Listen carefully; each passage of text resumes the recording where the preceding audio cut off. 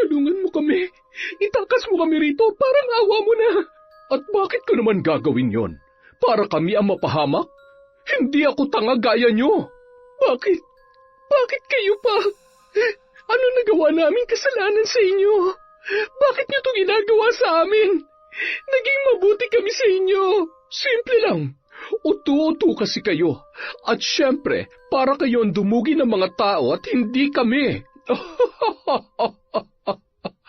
Paalam, kaibigan kong utu-utu.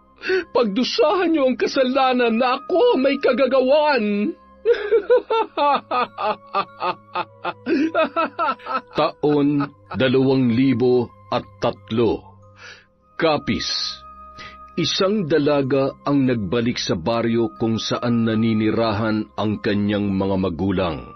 Subalit halos gumuho ang mundo niya nang mapag-alaman na patay na pala ang mga yon.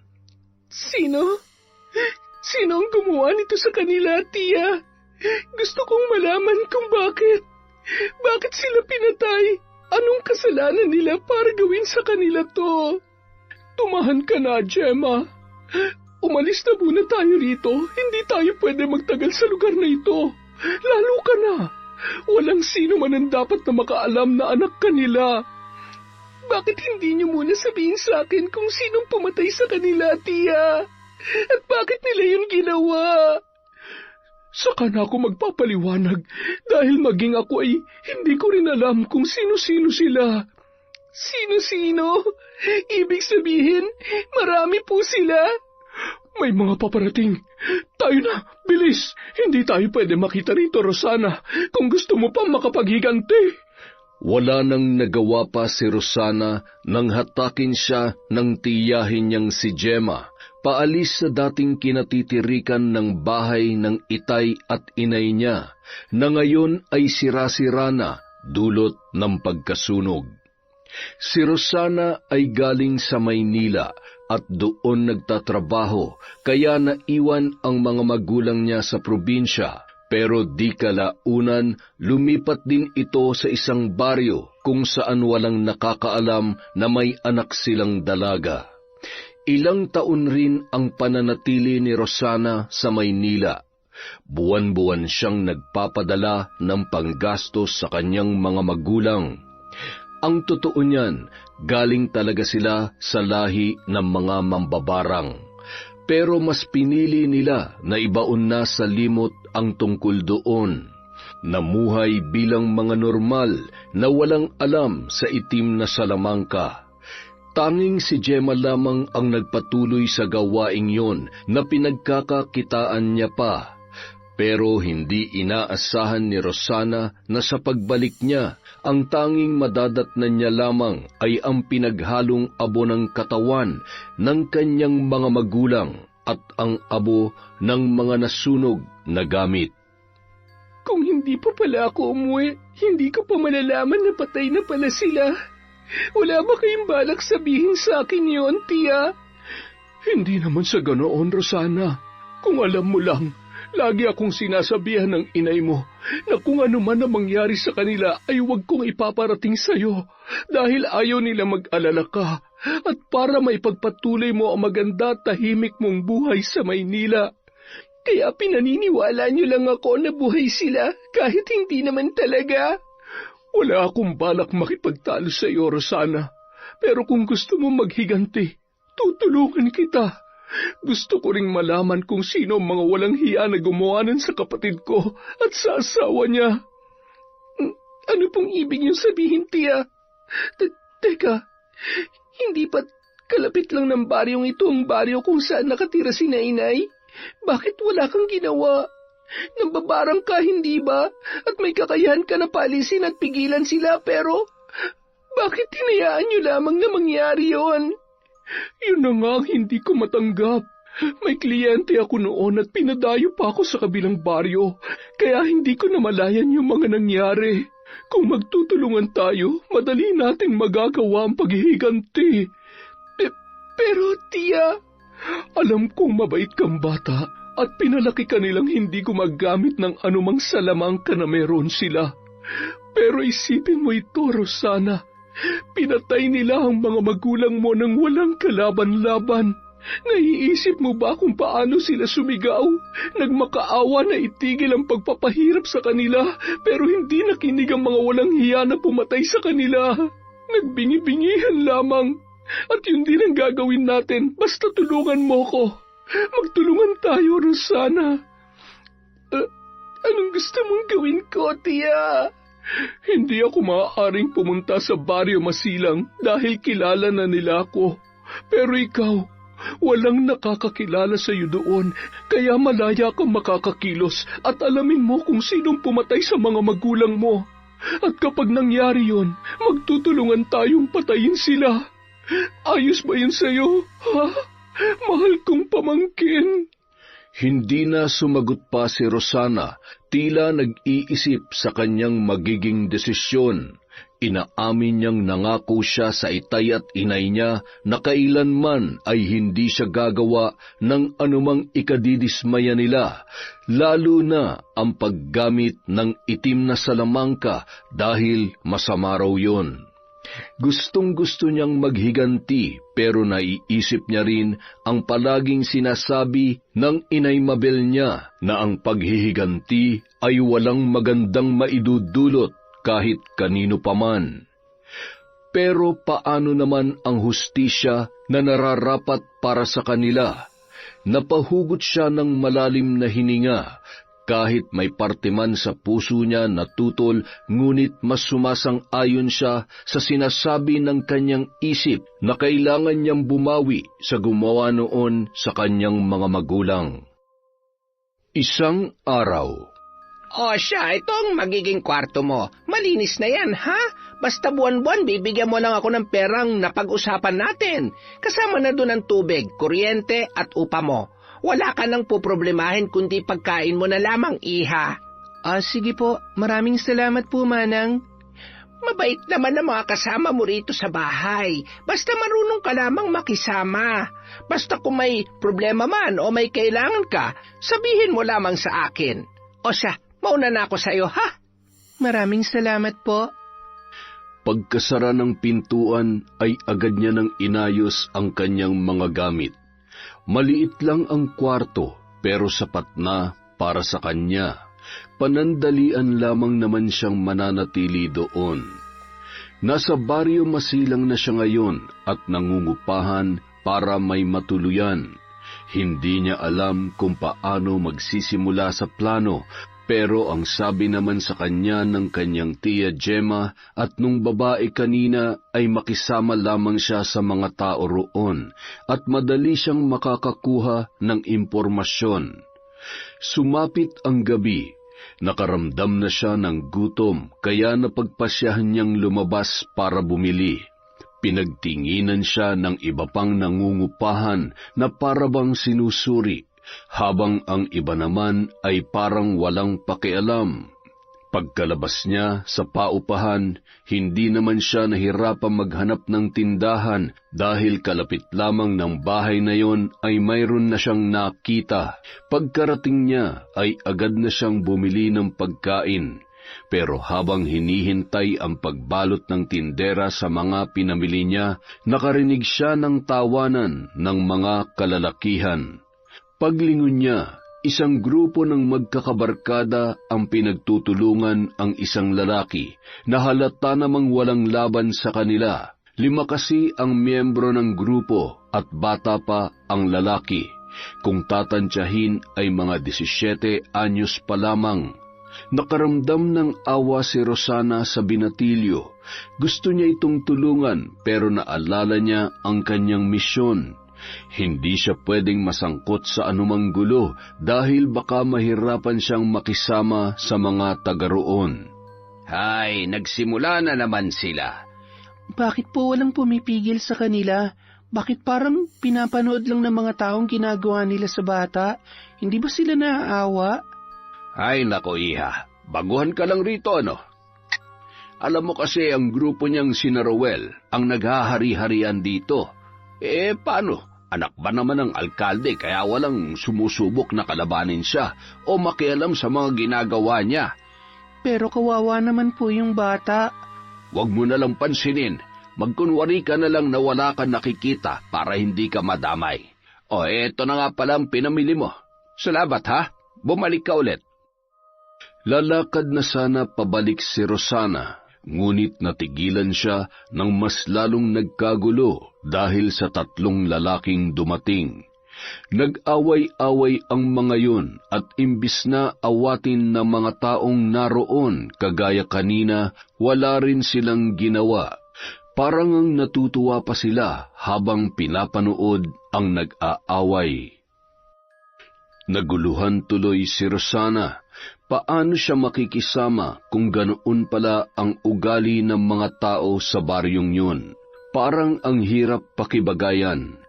Kung tutuusin, sanay naman siya na makakita ng gulo o mga nag-aaway dahil mas doble pa roon ang nakikita niya sa Maynila. Maliban nga pala sa kanila. Ang mga kabataan nga naman talaga, oo. Sino po sila? Yan ang grupo ni Marlon. Sila lang ang may lakas ng loob na kalabanin si Roel. Parating nagkakainitan ng 2 grupo na yan. Pero gaya ng sinabi ko kanina, huwag mo na lamang silang pansinin. Titigil rin yung mga yan kapag tumba na ang isang grupo. Kahit medyo may kaba sa dibdib ni Rosana, lakas loob pa rin siyang dumaan kung saan nag-aaway ang mga kalalakihan. Wala naman siyang ibang alam na daan pabalik sa kanila. Ilang hakbang na lang sana at makakalayo na siya, ngunit biglang may bumangga sa kanya. Mabuti na lamang napasandal siya sa isang poste nang mabangga siya ng isang lalaki na kasama sa mga nag-aaway. Ayos ka lang, miss. Pasensya na, ha? Ako nga pala si Jandy. Ikaw, anong pangalan mo? Hoy, Ugok! Nakikipagharutan ka na dyan, meron pang kalaban dito. Alam mo, parang pamilyar ka sa akin. Pero saka na lang tayo magkwentuhan, ha? May tatapusin lang kami. Dumiretso na si Rosana sa inuupahang bahay at hindi na nakapagsalita pa. Napaisip rin siya dahilan para makabuo ng plano. Yung grupo ni Jandy na nagpakilala sa kanya, pwede niyang magamit dahil mahilig naman sila sa gulo, kaya hindi malabo na may alam ang mga yon sa kaguluhan na nangyari noon sa kanyang mga magulang. Habang kumakain, yon ang kanyang iniisip. Ang kailangan lang niyang gawin ay mapalapit sa grupong yun para makakuha ng impormasyon. Isang umaga, kagagaling lang niya para makipagkita sa kanyang tiyahin para ipaalam na mayroon na agad siyang plano. Sumang-ayon naman yon sa kanya. Habang naglalakad ay palingon-lingon rin siya sa paligid na parabang may hinahanap at hindi nga siya nagkamali. Nakita niya ang 3 lalaki na nagtatawanan sa isang kubo. Ang grupo na kumalaban kina Roel. Pasimple siyang lumihis ng daan papunta roon at kunwaring nadapa para mapansin ng 3 kalalakihan. Hindi naman siya nagkamali dahil agad na nagsitakbuhan ng mga yun maliban lamang sa isa. Ang unang lumapit, si Jandy na nagpakilala sa kanya. Ayos ka lang? Oy, dahan-dahan. May masakit pa sa'yo, miss? Oo. Ayos lang ako. Salamat. Gusto mo ba doon ka muna sa kubo? Ipahinga mo muna yung paa mo. Tara, gusto mo buhatin na kita? Ay nako, mangtsachansing ka na namang ugok ka. Nang makarating sila sa kubo kung saan tumatambay ang mga lalaki, ay agad siyang pinaupo ng mga ito. Medyo naiilang pa si Rosana dahil pansin niya ang pagtitig sa kanya ng isa pang lalaki na hindi tumulong para tumayo siya. Parang kinikilatis siya nito. Hindi rin maganda ang kanyang pakiramdam sa lalaking yun. Hindi niya rin maintindihan kung bakit. Bakit ka nadapa kanina? Hindi mo ba nakikita yung dinadaanan mo? Parang ganun na nga, pero salamat sa pagtulong nyo, ha? Wala yun. Ako nga pala si Renzo. Maaasahan mo pagdating sa kagipitan. Sus, yabang. Ako naman si Jandy. Tingin ko natatandaan mo naman ako. ikaw yung babaeng natamaan ko nung hinagis ako nung aso ni Ruel, di ba? Jandy, ang pinakagwapo sa aming tatlo. Ikaw pre, di ka magpapakilala? Yaan mo na yan. Mainit lang ang ulo niyan ngayon, pero mabait yan. Marlon ang pangalan niya. Ayos lang. Ako naman si Rosana. Ang totoo niyan, bago lang ako dito kaya wala pa akong kakilala. Kung ayos lang sa inyo, pwede ko ba kayong maging kaibigan? Oo naman, pwedeng-pwede. Kung gusto mo, maging kaibigan na rin eh. Natawa na lamang si Rosana habang si Renzo naman ay napailing sa pinagsasasabi ng kanyang kaibigan.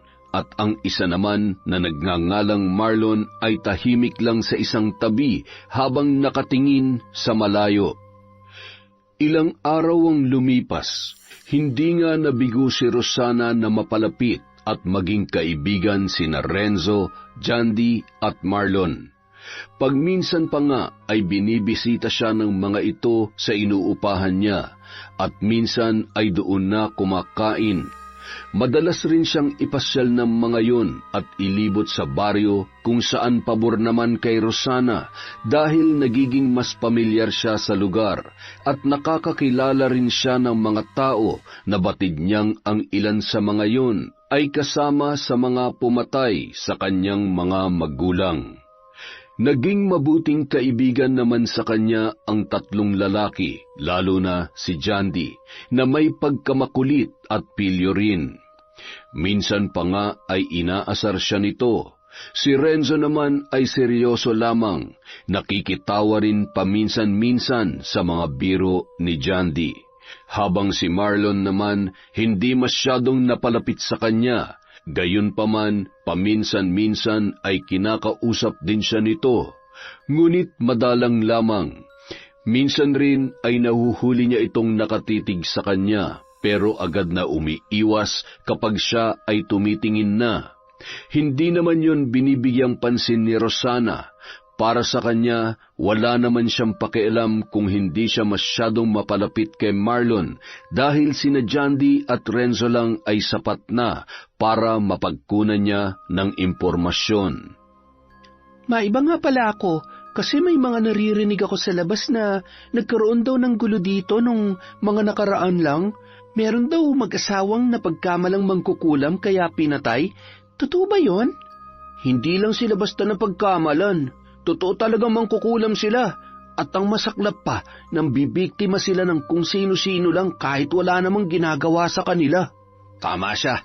Marami ng mga nagkalat na mangkukulam o mambabarang rito sa baryo natin. Pero umalis rin dahil kay Mang Bencio. Isang magaling na albularyo na lumalaban sa mga ganong klaseng nilalang.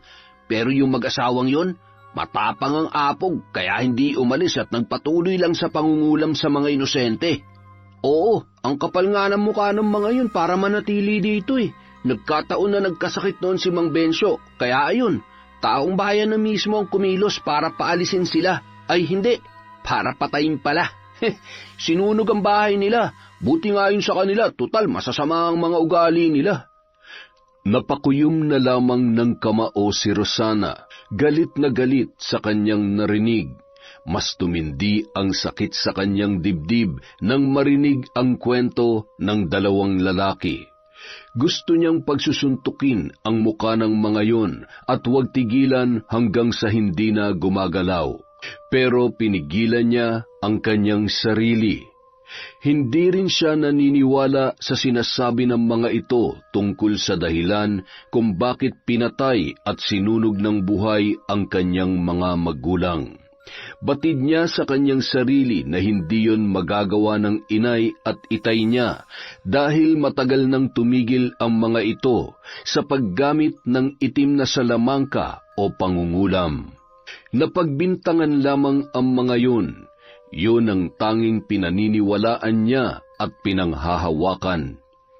Kilala niyo ba kung sinong sumunog dun sa mag-asawa? Bakit gusto mo malaman? Wala lang. Pero, basta gusto ko lang malaman. Interesado kasi ako eh. Ganun ba? Teka. Ang alam ko, isa sa mga yun si Mang Kaloy. Yung mangingisda na pinakilala namin sa'yo kahapon. Tanda mo yun?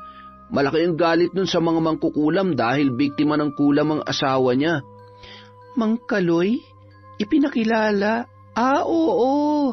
Saan nga siya nakatira? Pati naman bahay niya gusto mo nang malaman ngayon. Mukhang interesado ka talaga. Ay, hindi naman. Ang totoo niyan, sayang kasi hindi ko naabutan yung pangyayaring yon. Kasi kung nandito lang ako, baka nakisama rin ako sa kanila. Sige, mauna na ako sa inyo. Gusto ko na magpahinga, nakakapagod kasi. Ang dami nating pinuntahan. Sigurado ka? Hatid ka na namin. Hindi na, ayos lang ako. Samahan mo na lang dito si Jandy. Mukhang hindi pa siya tapos mamingwit eh. Agad na siyang umalis at hindi na hinintay pang sumagot ang kaibigan. Nasa tabi kasi sila ng ilog at namimingwit. Silang tatlo lamang ang naroon. Hindi nakasama si Marlon dahil dumating na raw ang mga magulang niya galing sa kabilang baryo.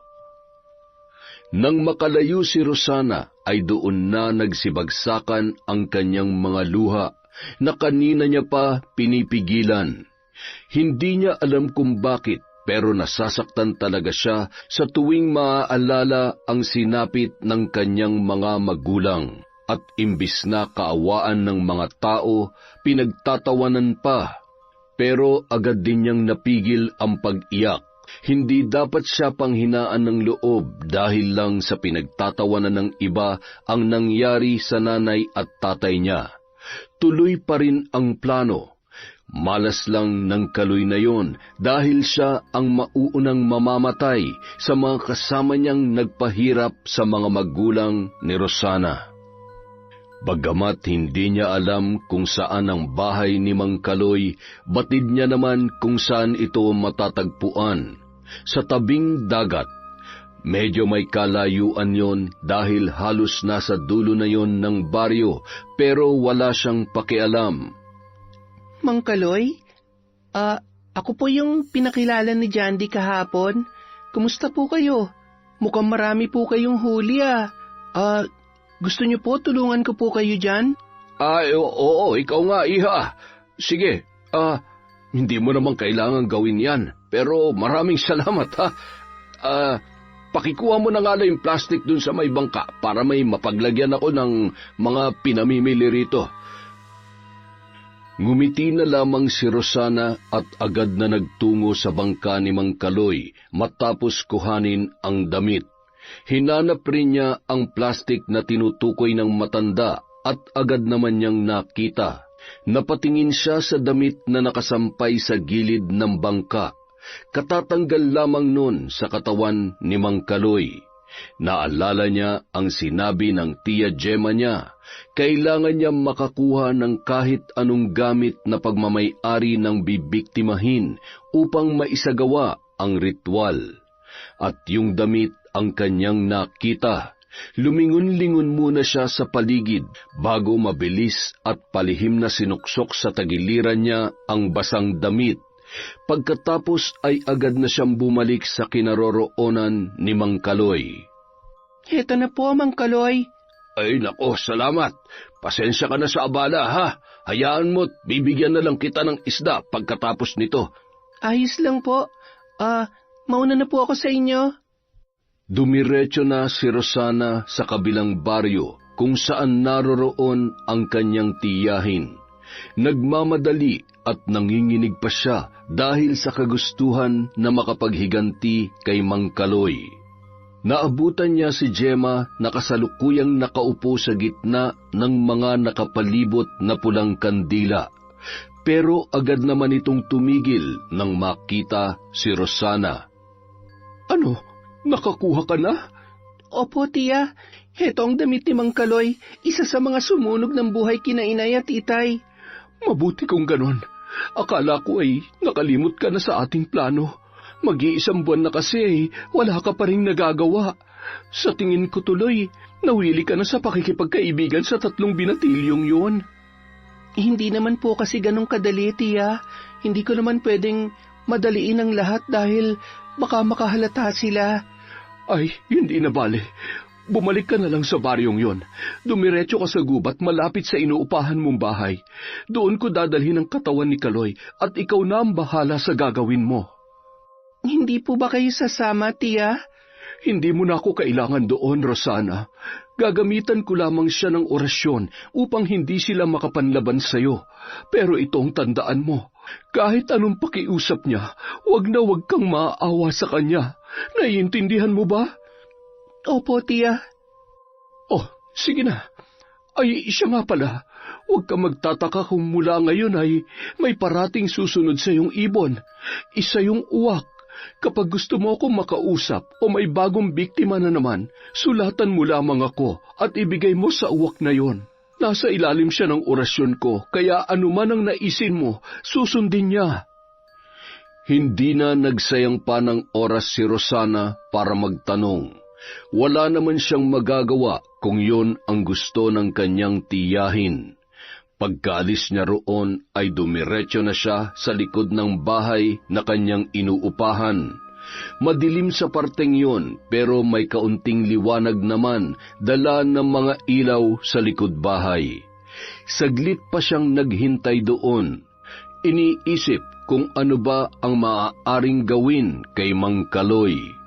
Malinaw sa kanya na papatayin niya ito pero hindi niya alam kung papano. Pahihirapan ba muna o diretsong pagpatay na?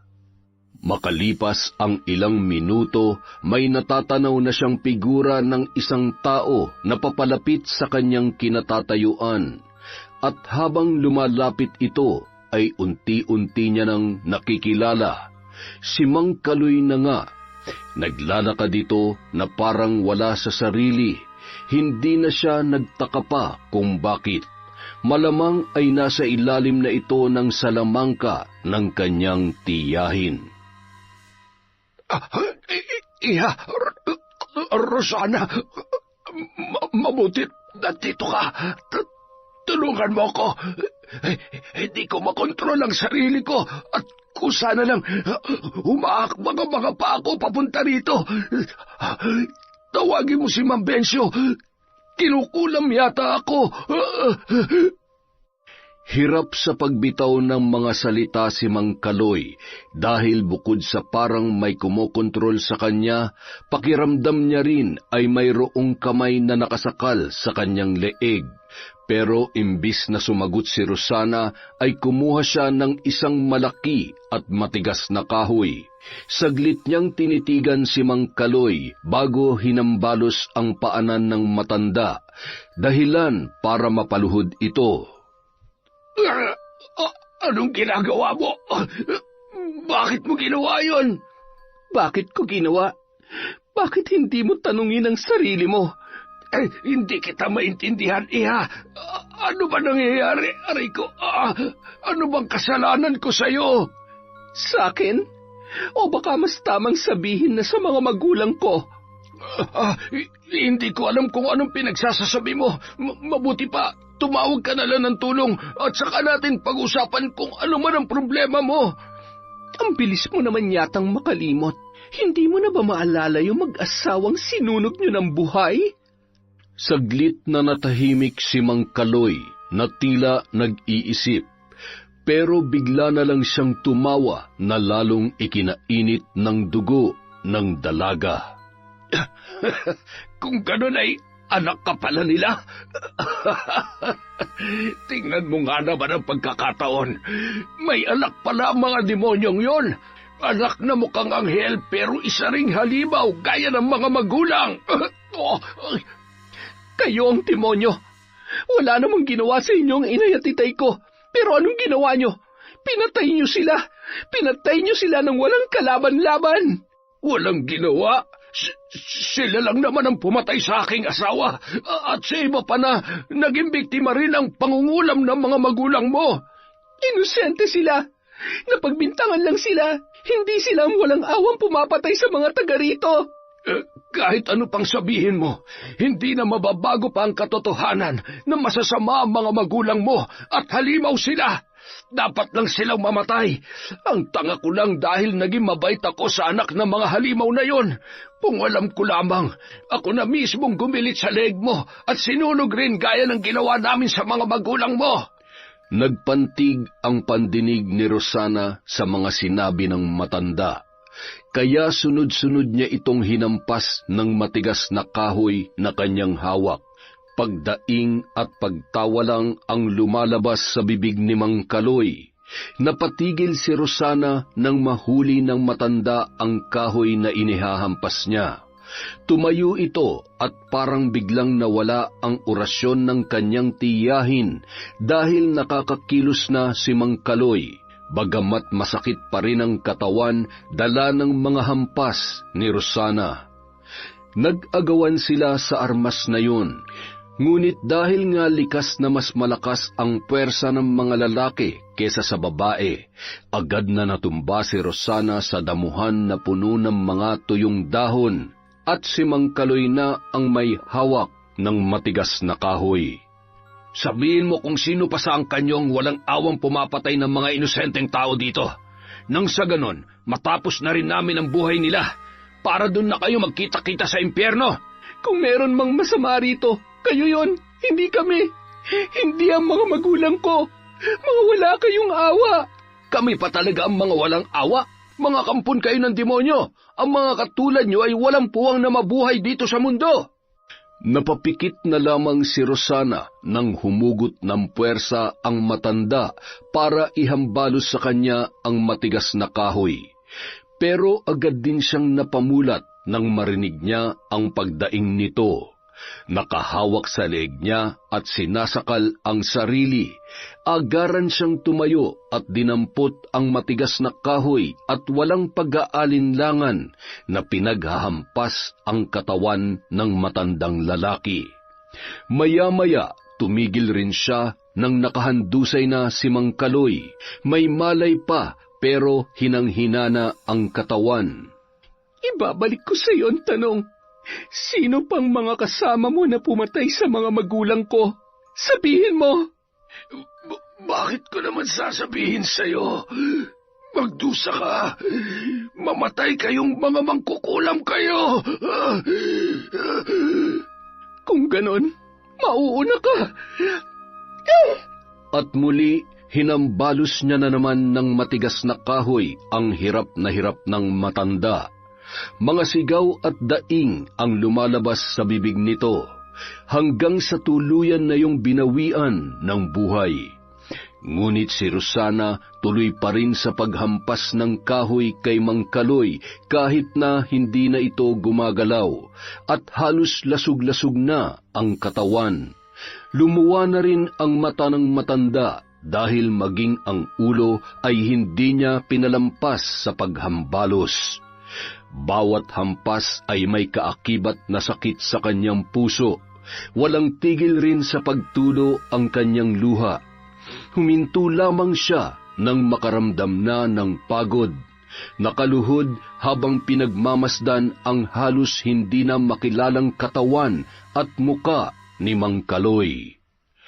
Ilang saglit pa, bigla na lamang siyang tumawa at pagkuway iiyak na para bang nawawala na sa kanyang sarili. Yun kasi ang unang beses na nanakit siya ng tao at hindi niya lang basta sinaktan, tinapos niya na rin ang buhay nito. Tiningnan niya ang mga kamay na may bahid ng dugo, pati ang kanyang damit. Sa bawat paghampas niya ay may mga sumisirit na dugo na tumitilamsik pa sa kanya. Hindi ikaw ang huli, Mang Kaloy. Uubusin ko kayo. Kayong mga walang awang pumatay sa kanila. Gagantihan ko kayo. Magmula ng gabing yon, tuluyan na nga siyang nilamon ng galit. Galit na hindi mapapawi hanggat hindi na uubos ang mga taong pumatay sa kanyang mga magulang. Isang umaga. Nabalitaan niyo ba yung nangyari kay Mang Kaloy? Patay na raw. At ang mas malala pa, halos hindi na makilala yung katawan niya at mukha nung natagpuan dun sa may kakahuyan. Grabe, nakakaawa ang sinapit niya. Sino naman kaya ang gumawa nun sa kanya? Napakawalang puso naman nun. Mabait rin naman yung si Mang Kaloy eh. Hayaan nyo na. Wala naman tayong alam sa mga nangyayari. Siguro may malaking galit lang kay Mang Kaloy ang gumawa nun. Ang tanong sino? Sa pagkakaalam ko, wala namang kaaway yun dito, maliban lang sa mga magkukulam. Ay, baka sila talaga may gawa nun. Pagkasabi noon ni Jandy, saka naman dumating si Rosana na halos abot tenga ang ngiti. Naroon sila sa kubo na lagi nilang tinatambayan. Mas mukha pa nga nila itong tahanan kesa sa kanilang mga bahay. Parang ang saya mo ah. Ano meron? Wala naman. Parang maganda lang ang gising ko ngayong umaga. Ganon? Pero may masama kaming balita sa'yo. Alam mo bang patay na si Mang Kaloy? Kagabi lang nakita yung katawan niya at halos hindi na makilala. Ganoon ba? Nakakalungkot nga yan pero wala naman tayong magagawa. Di ba tinanong mo pa sa amin nung nakaraan kung saan ang bahay ni Mang Kaloy? Hindi kaya may kinalaman ka sa pagpatay sa kanya? Biglang nag-iba ang mukha ni Rosana na hindi mo maintindihan kung nagulat ba, natakot o naggalit. Sinasabi mo bang akong pumatay sa kanya? Ay, teka lang, ba't galit ka na agad? Nagbibiro lang naman ako eh. Ito naman hindi na mabiro. Tama na nga yan. Ikaw, Jandy, huwag ka nang bibintang ng ganyan. Walang magandang naidudulot ang pambibintang. Huwag mo nang uulitin yun ha. Hindi naman kasi ako nang bibintang eh, nagbibiro lang ako. Rosana, pasensya na. Hindi kasi magandang biro yon. Halika, Rosana, samahan mo ako. Saan tayo pupunta? Basta sumunod ka na lang. Pagkaalis ng dalawa, saan pupunta yung dalawang yun? Bakit hindi tayo sinama? Kasalanan mo kasi. Pabiru-biro ka pa dyan. Alam mo, pag yun si Rosana, hindi tayo kinausap, kasalanan mo talaga. Tampuhin pa naman ang mga babae. Ay nako, diyan ka na nga. Uy, teka, grabe naman tong mga to, nagbiro lang naman ako eh. Pero ba't gano'n na lang ang reaksyon ni Rosana kung hindi naman totoo? Ay, sabagay, ikaw ba naman ang pagbintangan? Ay, ang gulo. Bahala na nga. Samantala, kasalukuyang nasa tabing ilog sina Marlon at Rosana. Yun din ang ilog kung saan sila namimingwit noong nakaraan. Umupo sila sa damuhan at pinagmamasdan ang magandang tanawin na nasa kanilang harapan. Bakit tayo nandito? Gusto ko lang ng tahimik na lugar para makapag-isip. Bakit mo pa ako isinama? Kung gusto mo makapag-isip, dapat mag-isa ka lang. Gusto rin kitang makasama. Ha? Ang ibig kong sabihin, makausap.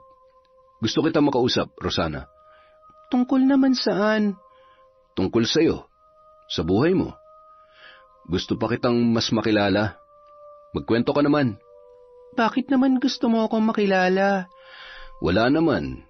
Hindi naman siguro masamang mas makilala ko pa ang kaibigan ko, hindi ba? Nitong mga nakaraan yun, dalawa lang ang lagi mo nakakausap dahil nga masyado ako naging abala. Gusto rin kitang mas makilala at gusto kong kilalanin mo rin ako bilang magkaibigan. Ayos lang ba yan?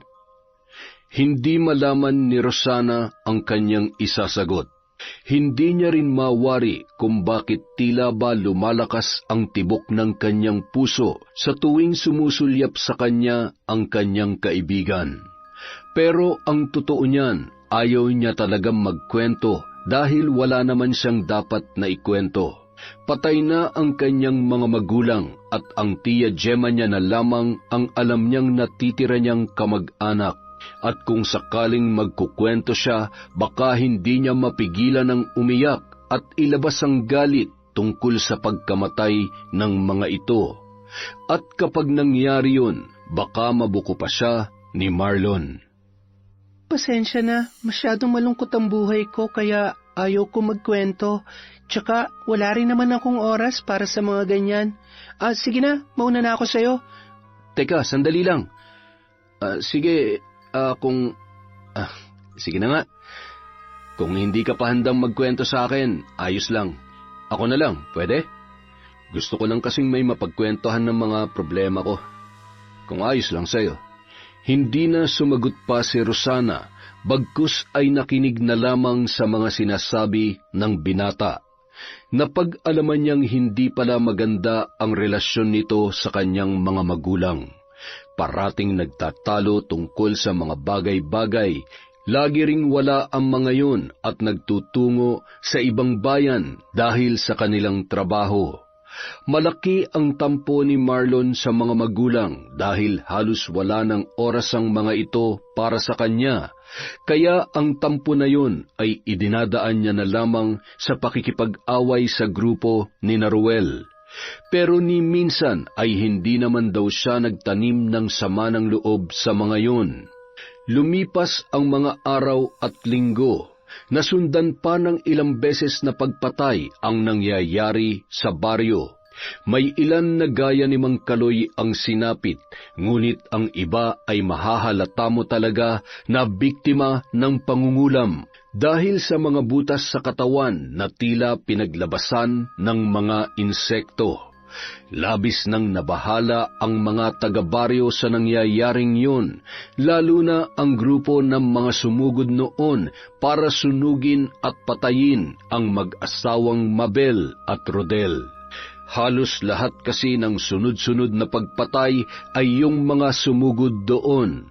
Mapalalaki man o babae, binata o dalaga, matanda man o bata ay walang pinipili. Samantala, tuwang-tuwa naman si Rosana habang pinagmamasdan ang lalaking hindi magkamayaw sa pagsigaw, dala ng sakit sa patuloy na pagsipsip, pagngat-ngat at pagkagat ng mga insekto sa kanyang katawan. Labas-masok rin ang medyo may kalakihang uod sa butas ng kanyang ilong at tainga. Tama na! Nakikiusap ako! Itigil mo na to! Pinagsisisihan ko na ang ginawa ko, patawarin mo na ako! Pakiusap, itigil mo na! Sige, ganyan nga. Sumigaw ka lang hanggang sa bawian ka ng buhay, gaya na nangyari sa mga magulang ko. Nagsisisi na ako, kaya pakiusap. Nakikiusap ako, pakawalan mo na ako, hindi ko na kaya. Ano bang gusto mong gawin ko para tigilan mo na ako? Wala kang ibang gagawin kundi ang mamatay. Dahan-dahang lumapit si Rosana sa mesa at kinuha ang may kahabaang tubo sa ibabaw noon at mabagal ang kanyang bawat paghakbang habang papalapit sa lalaki. Gusto niya pa kasing nakikita itong nagdurusa at nasasaktan bago niya yon patayin. Walang pag-aalinlangang hinambalos niya ito sa tiyan at sumunod naman ay sa ulo na naging dahilan ng kamatayan nito. Sumirit ang masaganang dugo sa sahig at ang iba ay tumalsik pa sa kanya. Dilat ang mga mata na namatay ang lalaki. Hinila niya ang katawan nito palabas ng bahay at basta na lamang iniwanan sa madilim na parte ng damuhan. Pagkatapos noon, bumalik siya sa bahay para kunin ang ilang gamit. Sa bahay niya na yon dinadala at pinapatay ang kanyang mga binibiktima o mas dapat na sabihing ginagantihan. Lumang bahay yon sa dulo ng baryo. Nasa parteng kakahuyan na rin yun at napapalibutan ng makapal na damo kaya hindi madaling makita kung hindi sasadyain. Pinahihirapan niya muna ang mga ito gamit ang pambabarang. Nagpapalabas ng mga insekto sa katawan at hinahayaan hanggang sa unti-unting manghina ang biktima at saka naman magdedesisyon si Rosana kung gusto niya na ba itong patayin. Ang tiya Gemma niya naman abala sa mga kliyente nito na nagpapakulam sa kanya. Yun lang kasi ang kinabubuhay noon. Doon siya kumukuha ng pera para mabili ang mga pangangailangan niya. Kaya't minsan na lang siyang makatulong kay Rosana sa misyon na dapat ay silang dalawa. Pero hindi na yon problema para kay Rosana dahil bago pa man maging abala ang tiyahin, ay tinuruan na siya nito kung paano ang mga proseso sa pangungulam at pambabarang, pagkontrol sa mga insekto at iba pa. Ibinigay rin sa kanya ng tiya Gemma niya ang libro na gamit ng kanyang mga magulang noon. Doon nakasaad ang lahat ng mga pwede niyang matutunan. Inaaral niya yon gabi-gabi dahil sa kagustuhan na matuto sa ganoong aspeto para makapaghiganti. Magaling! Mukhang marami ka nang natutunan. Hinahangaan kita, Rosana. Napalingon na lamang bigla ang dalaga dahil biglang dumating ang kanyang tiya Gemma. Kaunti na lamang, tiya, at mauubos ko na sila. Makakaalis na rin ako sa lugar na ito. Mabuti kung ganon.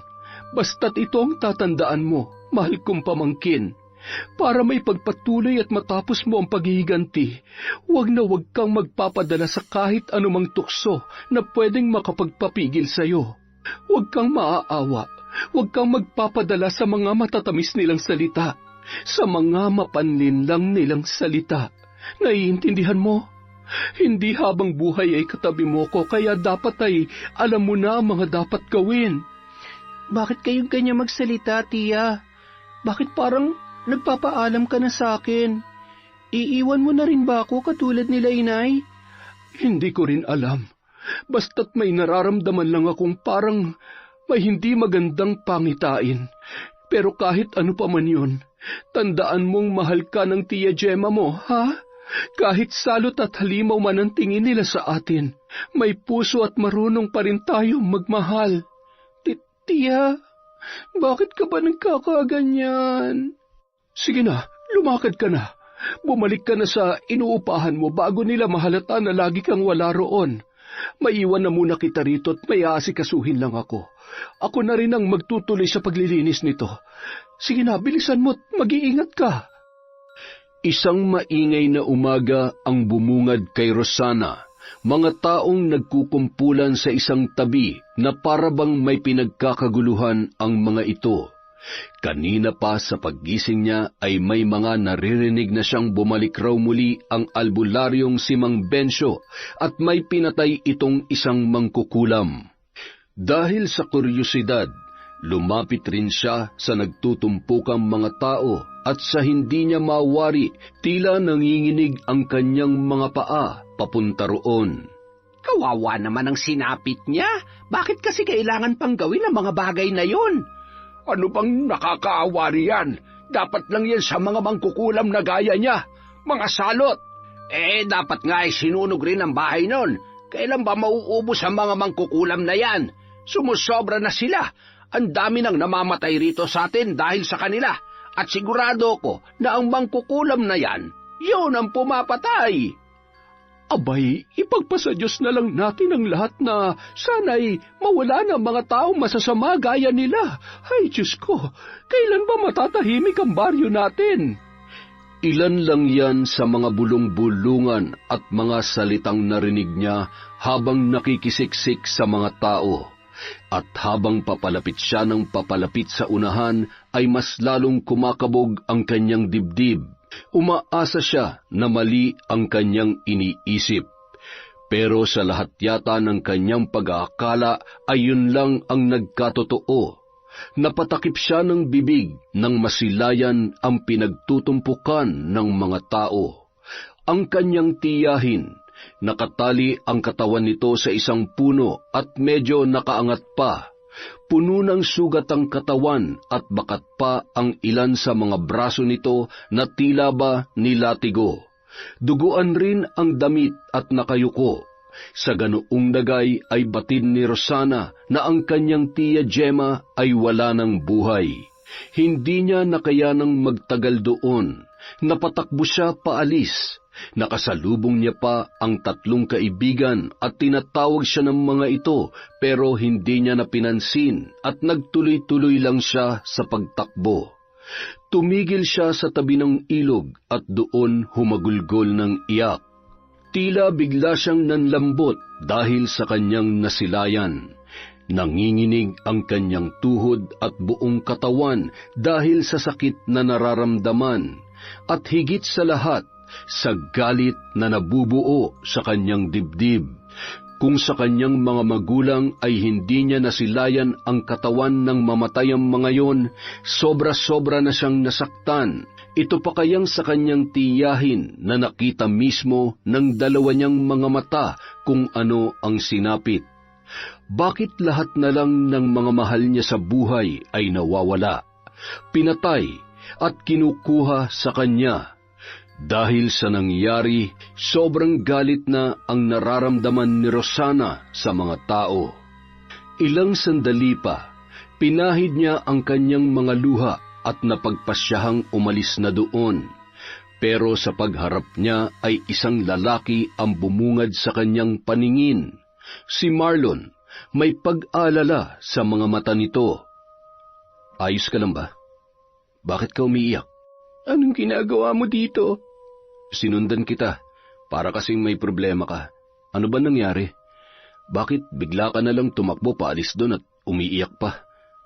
Kilala mo ba kung sino yung babaeng yon? Hindi Hindi ko siya kilala. Saka ba't ko naman iiyak ka ng mangkukulam na yon? Ibang dahilan kung bakit ako umiiyak. Pwede mong sabihin sa akin kung anong problema mo.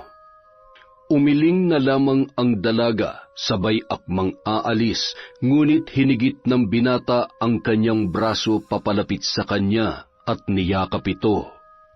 Kung hindi mo kayang sabihin ang problema mo, hayaan mong ang bisig ko magpagaan sa pakiramdam mo. Umiyak ka lang. Ilabas mo lahat ng sakit na nararamdaman mo. Nandito lang ako, Rosana. Nagulat si Rosana sa kanyang mga narinig. Hindi siya makagalaw ng mga sandaling yun. Nabigla siya sa ginawa sa kanya ng kaibigan. Ngunit gayunpaman ay sinunod niya na lamang ang sinabi nito. Muli siyang humagulgol.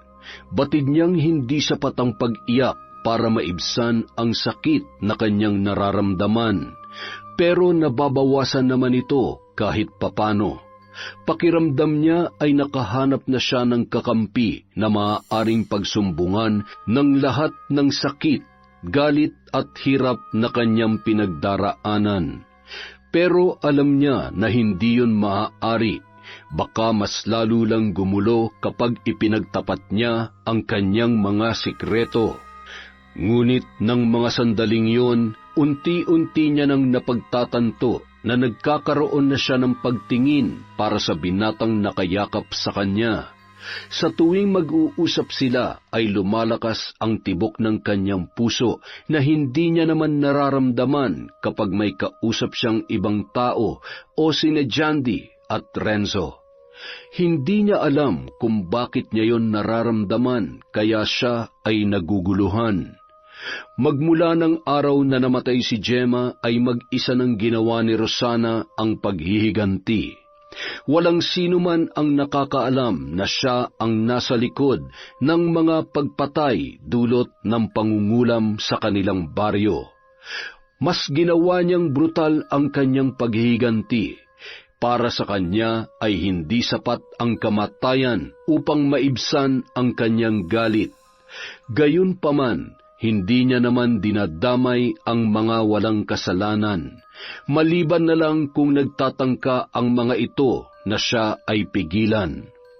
Ang dahilan kung bakit isa-isa niyang nalalaman kung sino ang mga dapat niyang paghigantihan ay dahil rin mismo sa mga kasamahan nito, na pilit niyang pinaamin kung sino pa ang kasama niya.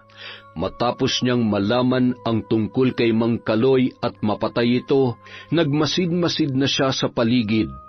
Nakisama hanggang sa napag-alaman niya kung sino-sino ang mga dapat niyang paghigantihan hanggang sa lumawak na ang kanyang nalalaman.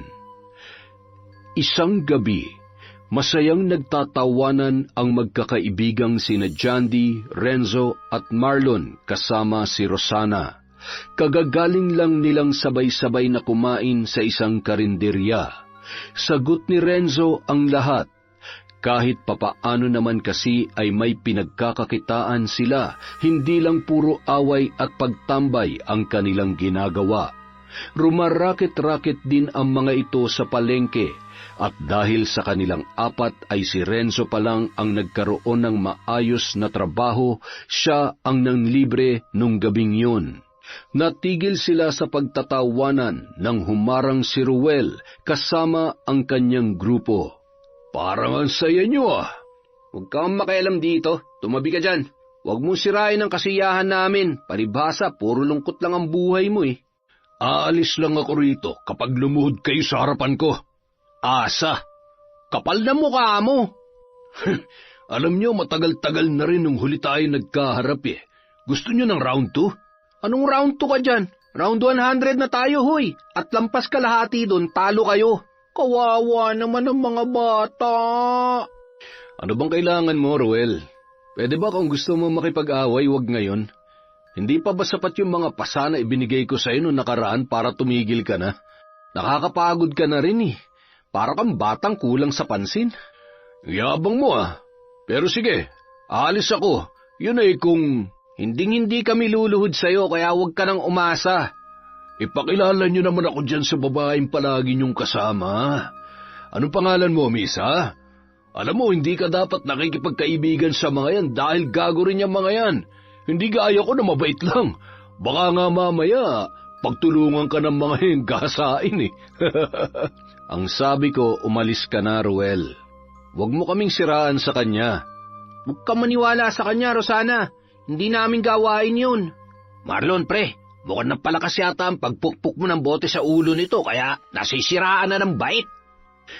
Kanya-kanyang komento ang tatlo para depensahan ang kanilang sarili na hindi nila yun gagawin sa babaeng kaibigan. Samantala, si Rosana naman ay tahimik lamang sa isang tabi. Nasa gitna siya ni Renzo at Marlon. Si Jandy ay nasa kaliwa katabi ni Renzo. Kanina pa siya nakikinig sa usapan ng mga kalalakihan. At isa lang ang kanyang masasabi, mayabang nga talaga ang Ruel na yon. Nagulat ang tatlo niyang kaibigan nang humakbang siya palapit sa mayabang na lalaki. Pinipigilan pa siya ng mga ito pero hindi siya nakinig. Tinitigan niya ng mata sa mata ang lalaki at halos pabulong na nag-usal ng dasal. Maya-maya pa ay bigla na lang itong naglakad papaalis na parang wala sa sarili. Agad naman itong sinundan ng kanyang mga kaibigan na kitang-kita sa muka ang pagtataka. Anong nangyari dun? Anong ginawa mo sa kanya, Rosana? Hindi ko alam. Wala naman akong ginawa eh. Tiningnan ko lang naman siya sa mata para ipalam sa kanya na hindi ako naniniwala sa kanya. Ganun? Ang galing mo naman pala. Napaalis mo siya ng ganun-ganun na lang? Naks, iba ka talagang babae ka. Tama na yan. Umuwi na tayo. Bukas na lang ulit, ha? Sinamahan ni Marlon si Rosana para ihatid ang dalaga, habang sina Jandy at Renzo naman ay sa kabila dumaan dahil malapit lang doon ang kanilang bahay. Saglit na nag-usap ang dalawa. Bakit si Marlon lang ang naghahatid kay Rosana? Pwede naman tayong tatlo, di ba? O ano naman ang problema dun? Saka ano ba, Renzo? Mas malapit kasi ang bahay ng kaibigan natin sa inuupahan ni Rosana kaysa sa atin dalawa, kaya mas ayos na rin na sila magsabay. Kahit na, kaibigan rin naman tayo ni Rosana. Ang sabihin niya, may gusto lang siya dun. Teka nga, bakit mo nasasabi yan? Huwag mong sabihing nagsiselos ka. Anak ng teteng pre naman, oh. May gusto ka ba kay Rosana? Naku, malaking problema to. Ano naman ang problema kung may gusto ko kay Rosana? Wala namang masama doon, di ba? Ay, alam mo bang may gusto rin si Marlon sa kanya? Talaga? Sinabi niya sa'yo? Kailan pa? Nung isang araw lang. Inamin niya sa akin. Nagpapaturo pa nga kung paano manligaw eh. Alam mo naman yun, wala pang naging bebot sa buhay yun. Samantalang ako, nakailan na, di ba? Bakit sa'yo niya lang sinabi? Bakit hindi niya sinabi sa akin? Kasi nga, nahahalata niya na parang may gusto ka rin kay Rosana. Kaya, hindi niya sinabi sa'yo. Nagsisinungaling kayo sa akin, ha? Oy, hindi ka sinungalingan yon, pre. Kung alam lang sana ni Rosana ang totoo. Oh, teka. Huwag mo ang sinasabi yan. Sinasabi ko sa'yo, huwag mong kakalabanin si Marlon. Tsaka ano ka ba? Magkakaibigan pa rin tayo dito, huwag naman kayong ganyan. Marami pang ibang babae dyan, pare. Ipaubaya mo na si Rosana kay Marlon. At hindi na sumagot pa si Renzo. Bagkus ay nagpatuloy na lang sa paglalakad. Hindi pa naman ganun kalalim ang pagtingin niya para kay Rosana, pero sapat na para masaktan siya. Sana lamang iisang babae lang pala ang nagugustuhan nila ng kanyang kaibigan. Samantala, Marlon, alam mo naman siguro kung saan nakatira si Mang Bencio, no? Yung albularyo. Gusto ko sana siyang makita at makausap. May itatanong lang ako sa kanya. Pwede mo bang ituro sa akin kung nasan ang bahay niya? ano bang kailangan mo sa kanya? Hindi mo na kailangang malaman. Basta gusto ko lang siyang kausapin. Sasamahan na lang kita. Hindi na, kaya ko naman yon. Alam mo, kasi si Mang Bencio, magaling na albularyo yun. Minsan nga, hindi ka pa nakakapagsalita, alam niya na agad kung anong kailangan mo sa kanya. Ganon siya kagaling, kaya kung gusto mo talaga siya makausap, sasamahan kita. Napakibit balikat na lamang ang dalaga, mukhang walang balak ang kaibigan na sabihin sa kanya. Ang totoo, isa ang albularyong si Mang Bencio sa mga nais niyang gantihan dahil sa pagpatay nito sa kanyang tiyahin. Malaki ang tiwala niya sa sarili na kaya niyang talunin ang albularyong yon. Nang makarating na sila sa labas ng bahay na tinutuluyan ni Rosana, nagpaalam na sila sa isa't isa. Isang gabi, gaya ng mga naunang biktima ni Rosana, wala ring tigil sa paghiyaw ang dalawang lalaki. Mag-ama yun. Gamit ang isang manika ay nakokontrol ni Rosana ang katawan ng isa sa dalawang lalaki. Sinasaktan nito ang kanyang sarili, sampal, suntok, sipa at iba pa, habang ang isa naman ay nakatali at pilit na pinagsisisipa ang mga ipis na lumalapit sa kanya. Parang awa mo na, tama na. Tigilan mo na ako. Nasasaktan na ako.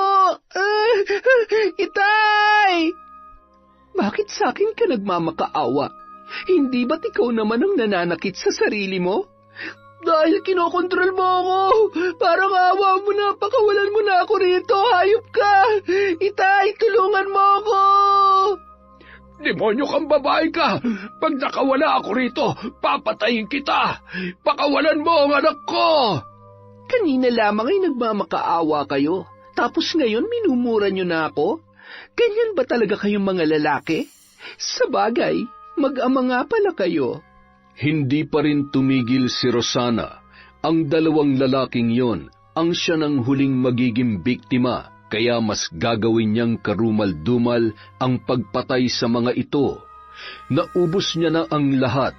Kung bibilangin, halos nasa 25 ang kanyang biktima. Kasama na ang dalawang lalaki na papatayin niya pa lamang. Nagawa niyang tapusin ang mga ito sa loob lamang ng mahigit 3 buwan. Gusto niyo bang maglaro muna tayo? Ayoko. Kung wala ka din namang balak pakawalan ako, patayin mo na lang ako. Huwag mo na akong pahirapan pa. Sige, kung yan ang gusto mo. Pero bago ko gawin yan, pahihirapan muna kita. Handa ka na ba? Umupo si Rosana sa isang bilog na pinalilibutan ng mga kandilang pula na nakasindi at nag-usal ng dasal na hindi maintindihan ng lalaki. Maya-maya pa, ang lalaki na kanina lang ay sinasaktan ang kanyang sarili ay bigla na lang natumba at namilipit sa sakit. Pakiramdam niya ay may kung anong mga nilalang sa loob ng kanyang katawan na humahalukay sa kanyang laman loob. Pagkaraan pa ng ilang sandali ay isa-isa nang nagsilabasan ang mga ipis at uod sa kanyang katawan, kasama pa ang iba't ibang uri ng insekto. Dumoble ang pagsigaw ng lalaki, Dahil sa takot at pandidiri, idagdag pa ang sakit sa pagkagat nito sa kanya. Habang si Rosana naman ay umalis na sa bilog na yon at nakangiting pinagmamasdan na lamang ang naturang lalaki. Anong pakiramdam? Masakit ba? Itigil mo na to! Ayoko na! Hindi niya yon pinansin. Bumaling siya sa isa pang lalaki na nakangisi. Masama ang tingin nito sa kanya, pero imbis na mainis ay natawa pa si Rosana. Ano? Masarap bang pagmasdan ng anak mo na namimilipit sa sakit? Humihiyaw, umaaray, sumisigaw? Humihingi ng tulong pero wala kang magawa? Ano ang pakiramdam, ha, tanda? Ako na lang ang pahirapan mo. Huwag na ang anak ko, nagmamakaawa ako sa iyo, pakawalan mo na siya. Ako na lang ang gantihan mo. Huwag mo namang suluhin ang pagpapahirap ko. Kasama rin dito ang anak mo kaya dapat magdusa rin siya. Kayong dalawa. Wala akong pakialam. Mahal ko ang anak ko, kaya ako na lang. Patayin mo na ako. Basta pakawalan mo lamang ang anak ko. Handa kang magsakripisyo para sa kanya? Napakabait mo naman palang ama. Oo, dahil ganun ang pamilya. Handang magsakripisyo alang-alang sa mga mahal nila. Hindi mo maiintindihan yon dahil wala kang pamilya. Matapos marinig yon, biglang nandisik ang mga mata ni Rosana. Muling naalala ang masasayang alaala nila ng kanyang mga magulang. Kung paano siya ipagtanggol ng mga ito, alagaan at mahalin. Pamilya? May pamilya rin sana ako. Kasama ko pa sana sila ngayon. Kaya lamang hindi na. Dahil pinatay niyo sila. At gaya ng sinabi mo, mayroong handang magsakripisyo para sa pamilya. At yun ang ginagawa ko ngayon. Kahit alam kong labag sa kalooban ko at sa mga magulang kong ginagawa kong ito, itutuloy ko pa rin dahil ito ang nararapat sa inyo. Kayong lahat ang pumatay sa pamilya ko. Hindi pa huli ang lahat, iha. Maaari ka pa magbago.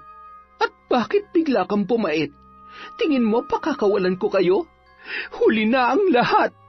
Muling nag-usal ng kakaibang lengguwahe si Rosana upang muling kontrolin ang mag-ama. Tinanggal niya ang tali sa matanda upang makapaglakad ito, habang ang anak naman ay unti-unti na ring nilalayuan ng mga insekto. Kusang humahakbang ang mga paa ng dalawang lalaki patungo sa isang parte ng gubat. Matagal na rin nang matutunan ni Rosana kung paano ipasailalim sa isang orasyon ang isang tao upang makontrol ito. Mawawala sa sarili at basta na lang maglalakad kung saan man naisin ng kumokontrol sa kanya. Yun nga lang ay noong buhay pa ang tiya Gemma niya, yun ang gumagawa ng mga bagay na yun. Sabay na huminto ang mag-ama sa tabi ng isang puno. Wala pa rin sa kanilang mga sarili. Gamit ang lubid na dala ni Rosana ay tinali niya sa punong yon ang mag-ama. Magkatabi lamang sila. Tinambak rin ni Rosana ang mga tuyong dahon at kahoy sa palibot ng puno. Nang masiguro niyang ayos na ay sa kanya ibinalik sa normal ang pag-iisip ng dalawa. Bakas na bakas sa mukha nila ang takot at pagkagulat nang bumalik na sila sa katinuan. Habang ang binata ay muling naramdaman ang sakit sa katawan dahil sa nangyari sa kanya kanina. Ang matanda naman ay masamang tumitig kay Rosana. Patayin mo na kami kung yan ang gusto mo. Huwag mo na kaming pahirapan pa. Ayoko pang mamatay, tay. Gumawa ka ng paraan para makaalis tayo rito. Tulong! Tulungan niyo kami! Sa tingin mo naman may makakarinig sa'yo dito? Ganyan rin ang mga magulang ko. Ayaw pa nilang mamatay pero tinapos niyo sila. Alam niyo ba kung anong gagawin ko sa inyo? Susunugin ko lang naman kayo gaya ng ginawa niyo kina inay at itay. Sayang lang dahil sa lahat ng mga pinatay ko, kayo lang ang makakaranas na masunog ng buhay, kagaya ulit ng ginawa niyo sa kanila. Wala kang kasing sama. At wala kayong kasing sahol. Sabi nga sa pelikula, lintik lang ang walang ganti. Kaya magpaalam na kayo sa isa't isa dahil ito na ang huling gabi na masisilayan niyo ang mga walang kwenta niyong pagmumuka. Umiiyak na ang binata. Hindi niya tanggap na doon na matatapos ang kanyang buhay. Pero ang mga iyak na yon ay ang mas lalong nagpapasaya kay Rosana, habang ang matanda ay tuloy-tuloy pa rin sa pagpupumiglas sa pagkakatali, sa pagbabaka sakaling makakatakas siya roon. Ngunit sadyang mahigpit yon, kaya siya lang ang nasasaktan sa tuwing pinipilit ang sarili na makawala doon. Dinukot ni Rosana ang lighter na dala niya sa kanyang bulsa. Ngumisi siya sa dalawang lalaki bago binitiwan ang lighter na nakasindi na. Mabilis na kumalat ang apoy dahil sa mga tuyong dahon. Lalong lumakas ang pagsigaw ng binata habang ang ama naman nito ay pumapalahaw na rin dala ng matinding takot. Mabilis na napalibutan ng apoy ang mag-ama. Walang nagawa ang mga ito kundi ang sumigaw na lamang sa pagbabaka sakaling may makarinig sa kanila. Halo-halong emosyon ang nararamdaman ni Rosana habang pinagmamasdan kung paano paunti-unting manghina, mag-agaw buhay at mamatay ang dalawang lalaki. Sumagi rin sa kanyang isipan na malamang ay ganun rin ang naging kaganapan sa sinapit ng kanyang mga magulang. Unti-unti siyang nakaramdam ng kaginhawahan matapos matupok ng apoy kasabay ng pagkawala ng buhay ng mag-ama. Sa wakas, natapos rin ang kanyang paghihiganti. Naisip ni Rosana na makakaalis na rin siya sa lugar na yon. Magpapakalayo-layo at muling babalik upang gantihan ang albularyong pumatay sa kanyang tiyahin. Nang maikwento kasi sa kanya ni Marlon kung gaano kagaling na albularyo ang taong yun, ay napaisip siya na baka hindi pa sapat ang kanyang kaalaman upang harapin ito. Nung mga sandaling yun, papaalis na siya sa kakahuyan. Balak niya lang kunin ang mga gamit niya sa inuupahang bahay at aalis na. Buo na rin ang desisyon niyang iwan ang tatlong kaibigan at wag nang magpaalam dahil baka magbago pa ang kanyang isip. Aminado siya sa sarili na napamahal na rin sa kanya ang tatlong yon, lalong-lalo na si Marlon na unti-unting bumibihag sa kanyang puso. Ang pakikisama at pakikipagkaibigan niya sa mga yon ay hindi na pagpapanggap pa, kundi katotohanan na. Malaki rin ang pasasalamat niya na hindi kasama ang tatlong yon sa mga pumatay sa kanyang mga magulang. Dahil kung sakali man ay tiyak na magdadalawang isip siya, ngunit alam niya sa kanyang sarili na mauuwi rin yon sa kasawian. Kaya't kahit masakit sa kanya na iwan ang tatlo, kailangan niya pa ring lisanin ang lugar na yon.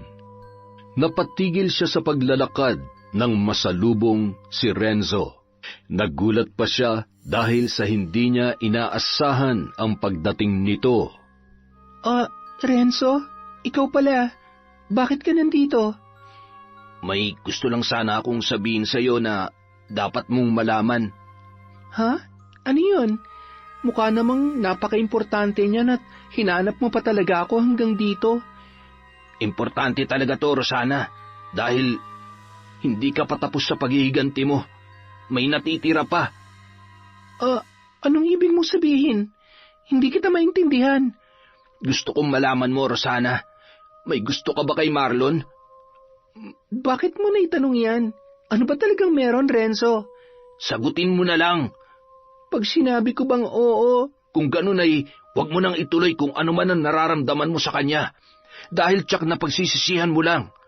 Ang totoo niyan, nandito ako para sabihin sa iyo na si Marlon ay anak ng isang mangkukulam At hindi lang basta mangkukulam dahil ang kanyang ina ang siyang tunay na pasimuno ng pagkamatay ng mga magulang mo. Anong sinasabi mo? Si Marlon ay... Oo, Rosana. Si Marlon ay anak ni Gracia, ang tunay na salarin sa mga nangyayaring pagpatay dahil sa kulam rito sa baryo noon. Kaibigan siya ng mga magulang mo. Malapit ang inay mo at ang ina ni Marlon sa isa't isa. Para na raw sila magkapatid. Kaya raw pala, ganun ang naramdaman niya nung unang kita niya palang sayo. Pero isang araw, nagkaroon ng pagtitipon ng mga tao rito para alamin at puksain kung sino ang natitirang mangkukulam na pumapatay.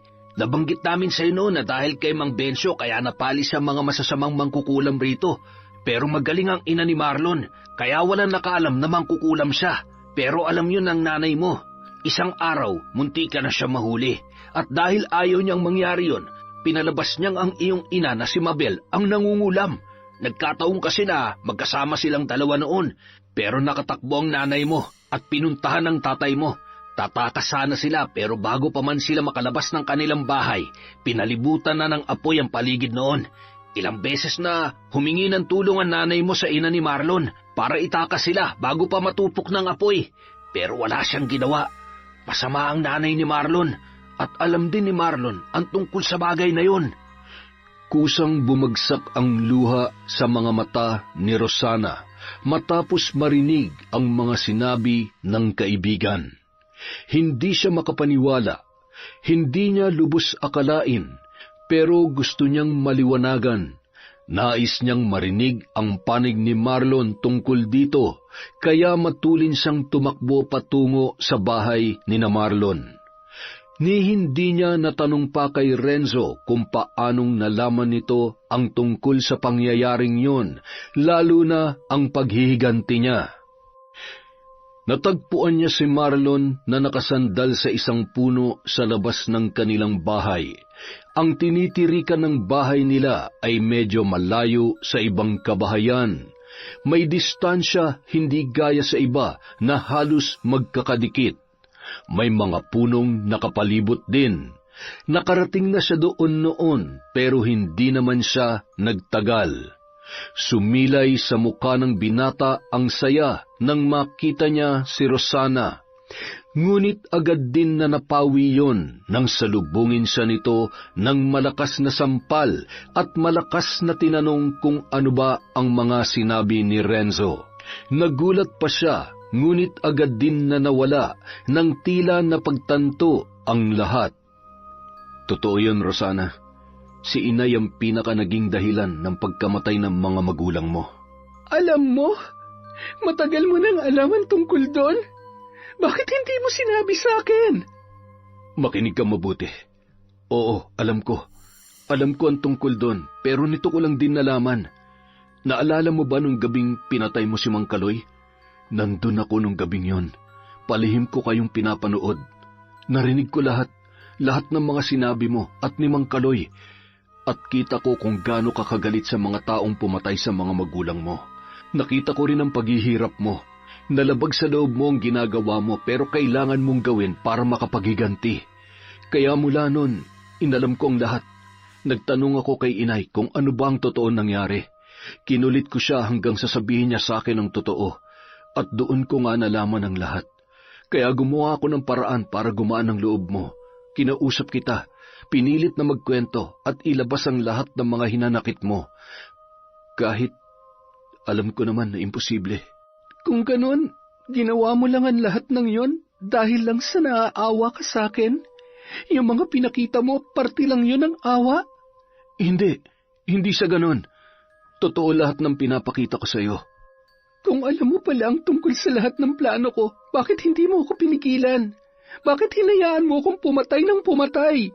Dahil parang yun lang ang tanging paraan para mawala ang sakit na nararamdaman mo. Ang galit dyan sa puso mo. Masakit sa akin, mahirap, na isa-isa kong nakikita na may mga namamatay sa mga kababaryo ko ng dahil sa'yo. Pero wala din ako magawa dahil iniisip kita. Matagal ko nang alam ang mga ginagawa mo pero hinahayaan lang kita. Wala akong ibang ginawa kundi ang pagmasdan ka mula sa malayo kung paano mo ilabas ang galit mo sa mga taong pumatay sa mga magulang mo. Bakit? Bakit nanahimik ka lang? Dahil gusto kita. O mas tamang sabihin na mahal kita, Rosana. Marlon, Pwede ba akong humiling? Pwede bang itigil mo ng paghihiganti mo? Sumama ka na lang sa akin. Magpakalayo-layo tayo. Tutulungan kitang makalimutan lahat ng sakit na dinadala mo. Basta itigil mo na to. May mga iilan nang naghihinala na ikaw ang mangkukulam na pumapatay rito. At ayoko may mangyaring masama sa'yo. Kaya't hanggat maaari, hanggat maaga pa, umalis na tayo rito. Sumama ka na lang sa akin. Pinapangako ko magiging maligaya ka sa buong buhay na ibibigay ko sa'yo. Sige na, Rosana. Nakikiusap ako sa'yo. Hindi makasagot ang dalaga at hindi pa rin halos pumapasok sa isip niya na matagal na palang alam ni Marlon ang kanyang mga ginagawa. Bakit hindi man lang niya nahalata? Alam rin kaya ni Renzo at Jandy ang tungkol doon. Walang aalis. Hindi ka pwedeng umalis dito, anak. Sabay na palingon ang dalawa sa likuran ni Marlon kung saan naroon ang kanyang ina.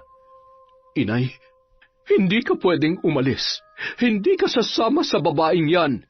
Inay, nakikiusap ako. Hayaan niyo na kami. Hindi pa ba sapat ang ginawa niyo sa mga magulang niya na maging si Rosana gusto niyo rin pagkaitan ng masayang buhay? Hindi ako ang pumatay sa mga magulang niya. Pero ikaw ang dahilan. Ikaw ang naglagay sa kanila sa sitwasyon na hindi dapat nila maranasan. Napakasama mo. Magtutuos tayong dalawa. Hinahamon mo ba ako, iha? Isa yung malaking pagkakamali. Baguhan ka pa lamang, ngunit kung makaasta kaya, kala mo napakagaling mo na. Hindi na nagpapigil pa si Rosana na muling nabuhay ang galit na unti-unti na sanang nawawala dahil sa mga sinabi ni Marlon. Lumuluha siyang nag-usal ng dasal na tanging ang inalang ni Marlon ang nakakaintindi. Kabisado rin nito ang orasyon na yun. Lumakas ang hangin, dahilan upang magsiliparan ang mga tuyong dahon na nasa paligid. Hindi rin nagpatalo si Gracia at ginaya rin ang ginawa ni Rosana. Lalong lumakas ang pag-ihip ng hangin sa kanilang paligid. Ngunit imbis na mga tuyong dahon ang magliparan, ay mga bato naman ang umangat sa ere dahil sa kombinasyon ng kanilang orasyon. Nasa gitna nila si Marlon na hindi alam kung ano ang gagawin, kung sino ang pupuntahan o kakampihan.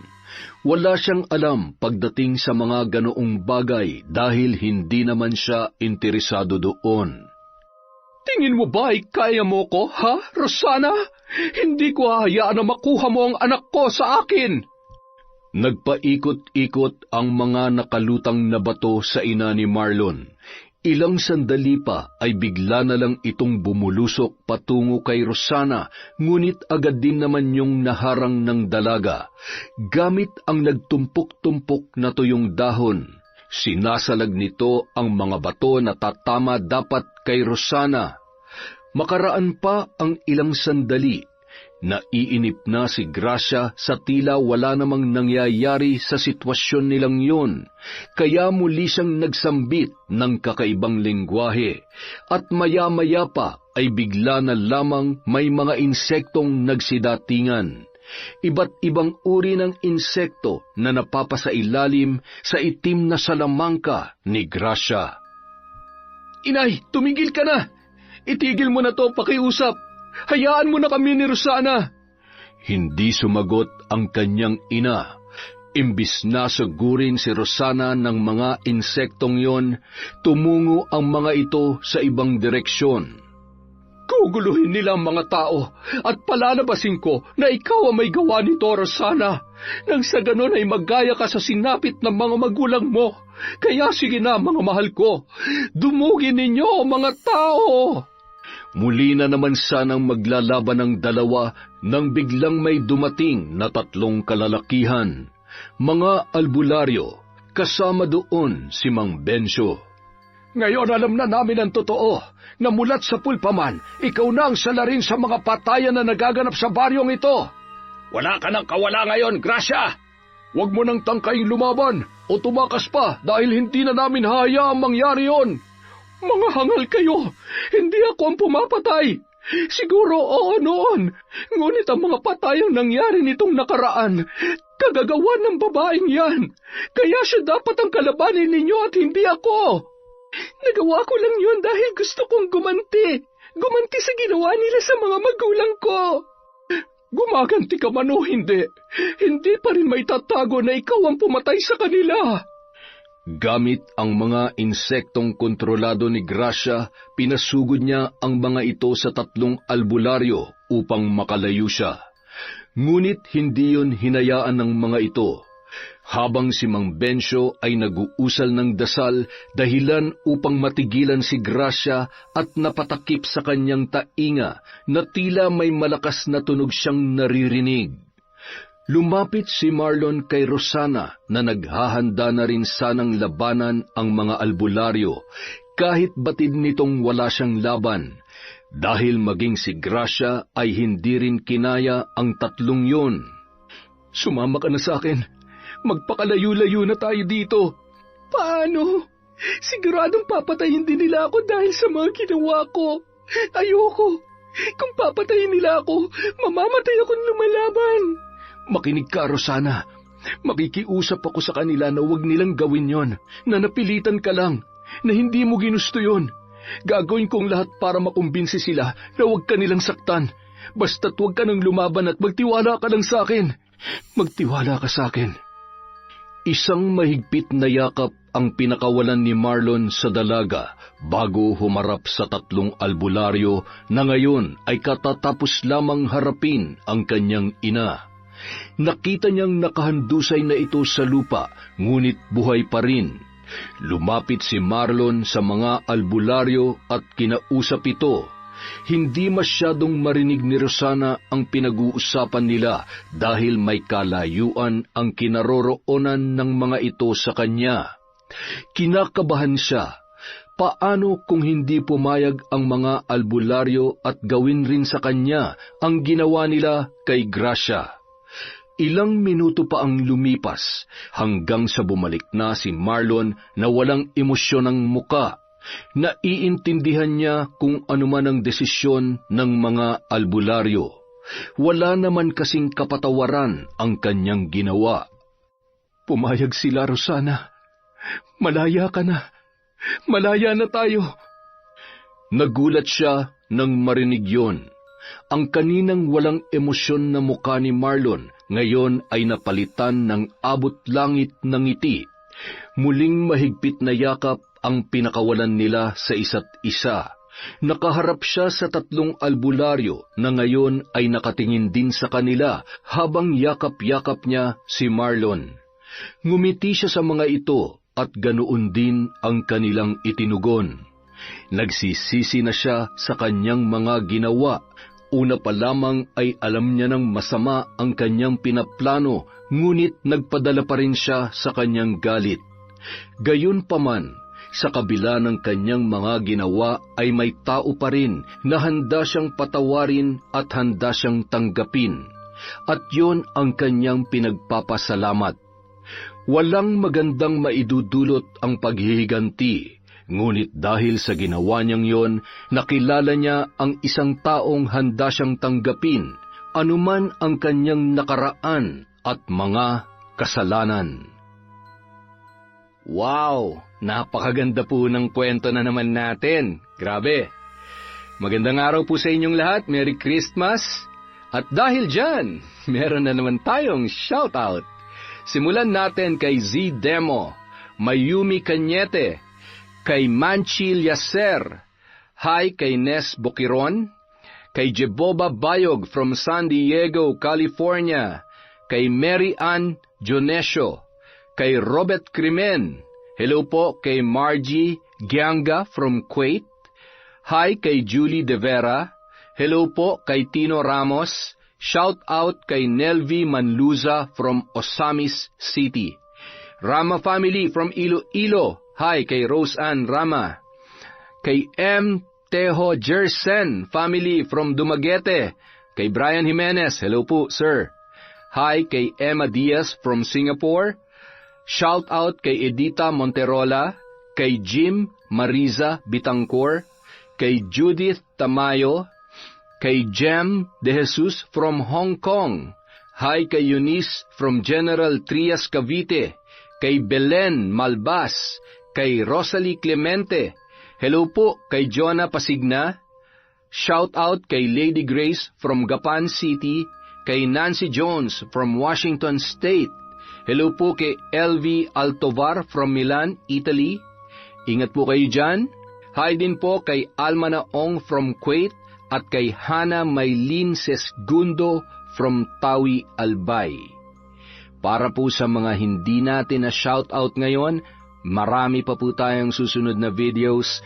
Nakalista na po kayong lahat. Maraming salamat po. Merry Christmas mula sa Kwentong Enteng.